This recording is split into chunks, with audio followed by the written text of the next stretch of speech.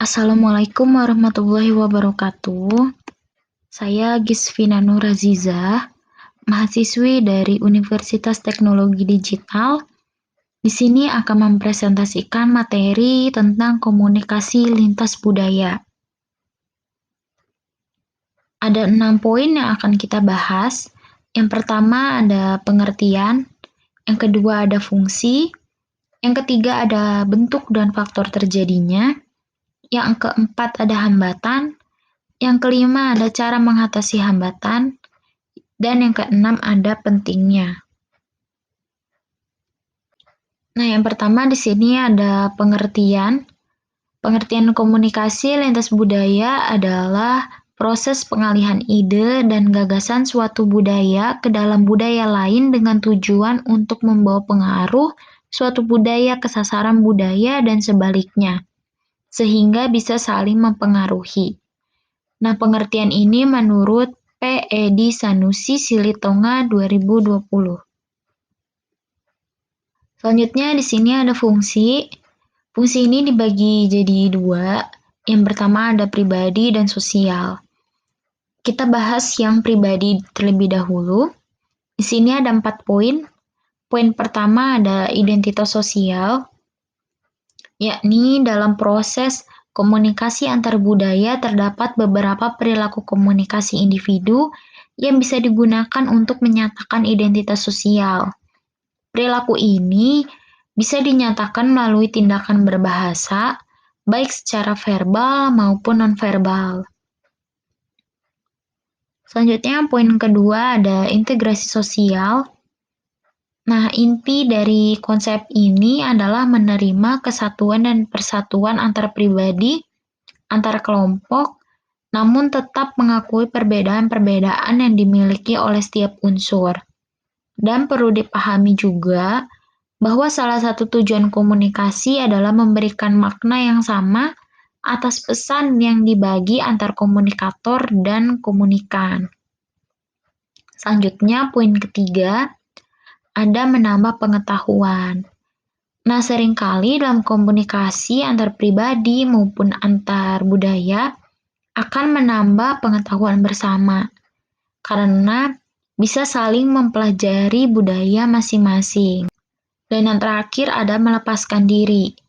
Terkadang kita dalam berkomunikasi dengan orang lain untuk melepaskan diri atau mencari jalan keluar atas masalah yang sedang kita hadapi.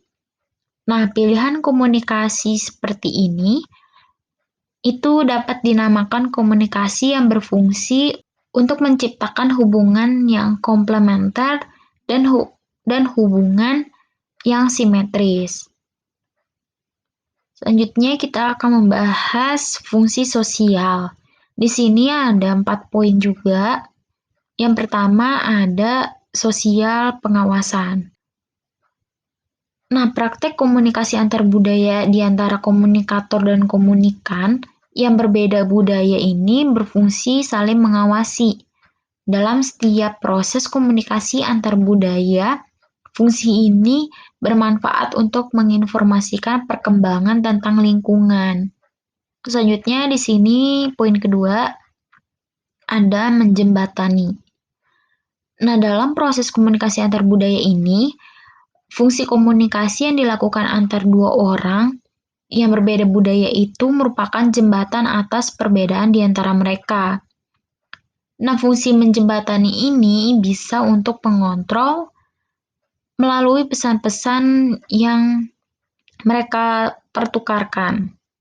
Keduanya akan saling menjelaskan perbedaan tafsir atas sebuah pesan sehingga menghasilkan makna yang sama. Selanjutnya, poin ketiga ada sosialisasi nilai. Fungsi sosialisasi ini merupakan fungsi yang mengajarkan dan memperkenalkan nilai-nilai kebudayaan suatu masyarakat kepada masyarakat lain.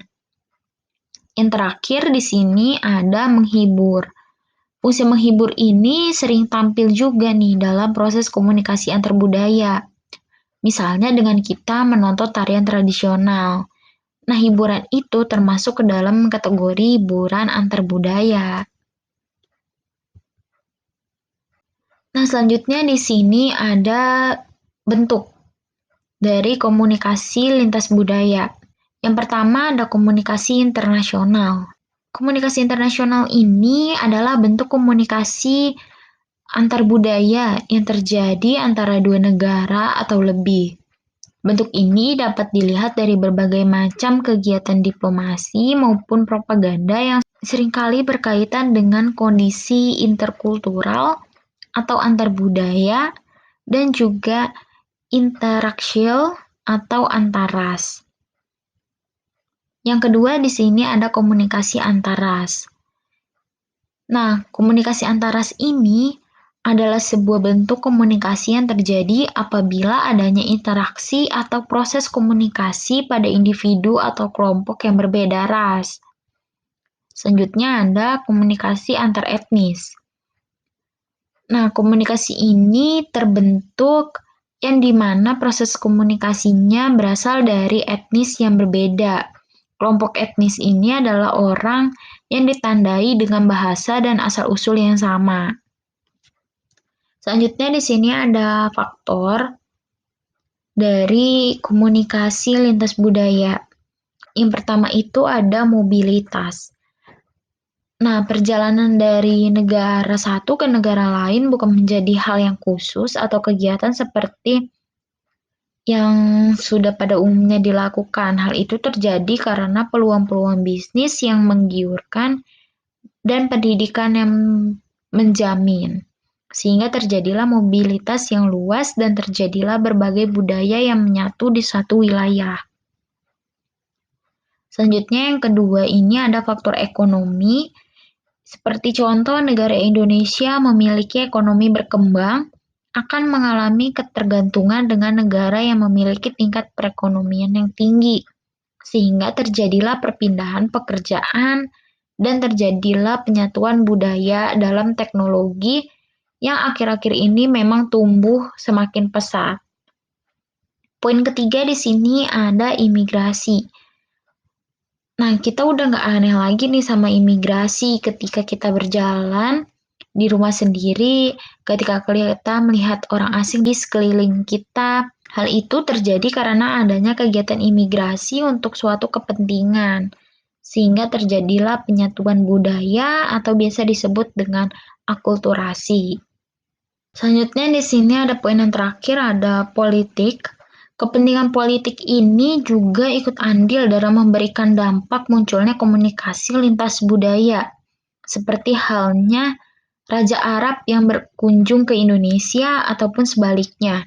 Saat Presiden Jokowi yang berkunjung ke negara Australia, kunjungan negara inilah yang mendatangkan komunikasi antar budaya.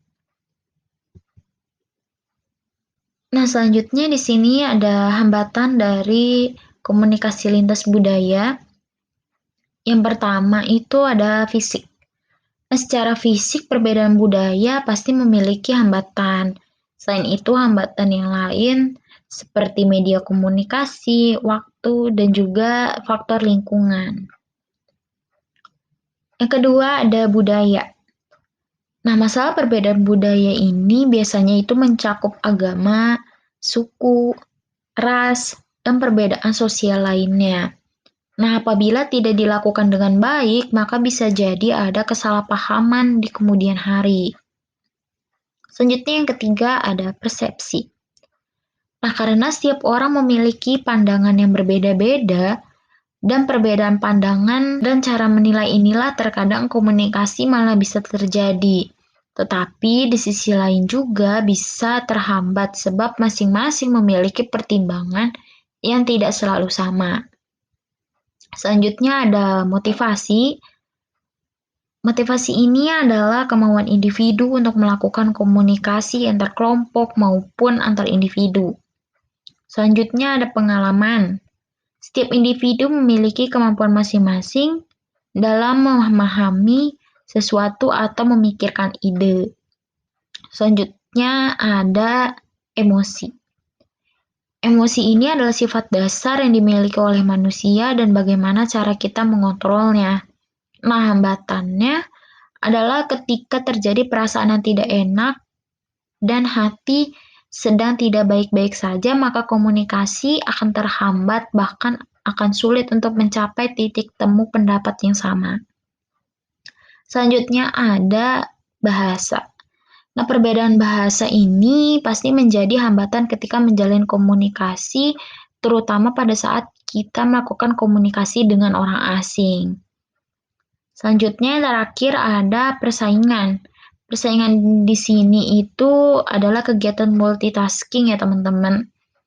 Apabila pendengar mendengarkan informasi sambil mendengarkan informasi lain atau melakukan aktivitas lainnya, maka potensi kesalahan mendengar menjadi besar. Nah, di sini ada cara untuk mengatasi hambatan. Yang pertama adalah memperbaiki dan meningkatkan kompetisi lintas budaya. Yang kedua ada menghindari asumsi dan penilaian. Yang ketiga ada mengakui dan menghargai perbedaan. Yang keempat ada saluran komunikasi yang terbuka. Yang kelima ada mengelola konflik. Yang keenam ada motivasi dalam berkomunikasi. Dan yang terakhir ketujuh ada fleksibel.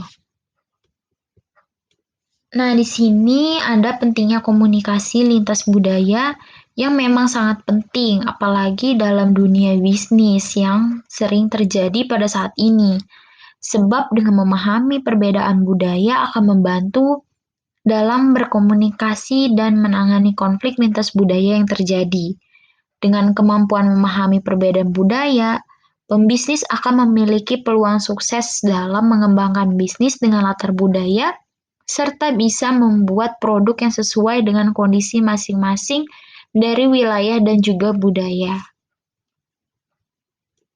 Sekian presentasi mengenai komunikasi lintas budaya.